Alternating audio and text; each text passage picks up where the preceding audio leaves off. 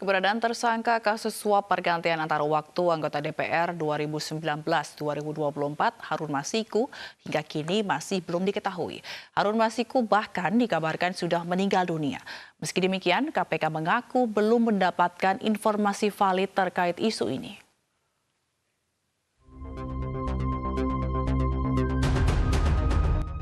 Sejak ditetapkan sebagai tersangka kasus suap pergantian antara waktu anggota DPR 2019-2024 pada Januari 2020, keberadaan Harun Masiku hingga kini masih menjadi misteri. Sulitnya pelacakan dan minimnya informasi terkait dengan keberadaan Harun Masiku bahkan memunculkan isu bahwa Harun Masiku telah meninggal dunia. Hal ini pun diutarakan oleh Koordinator Masyarakat Anti Korupsi Indonesia, Boyamin Saiman. Harun Masiku ini saya yakini sudah meninggal. Dan untuk itu kenapa ini saya kemukakan bahwa Harun Masiku sudah meninggal, ini dalam rangka juga untuk kebaikan ahli warisnya, keluarganya, gitu, anak dan istrinya, dan juga kepastian kepada KPK untuk segera menghentikan penyidikannya karena memang orangnya sudah meninggal dunia.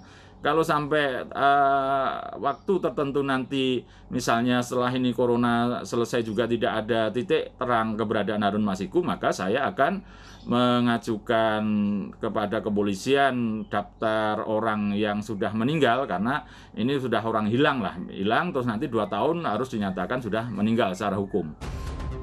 Komisi Pemberantasan Korupsi menyatakan isu tersebut merupakan pernyataan sepihak yang tidak didukung dengan data valid. KPK pun belum menerima informasi valid terkait dengan keberadaan Harun Masiku.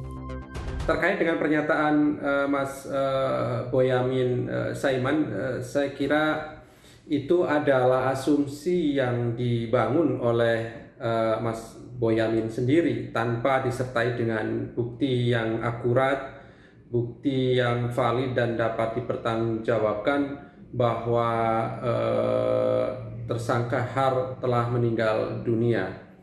Sampai hari ini KPK belum mendapatkan data dan informasi yang valid terkait dengan isu meninggalnya tersangka Har, dan KPK masih terus melakukan pengejaran terhadap yang bersangkutan.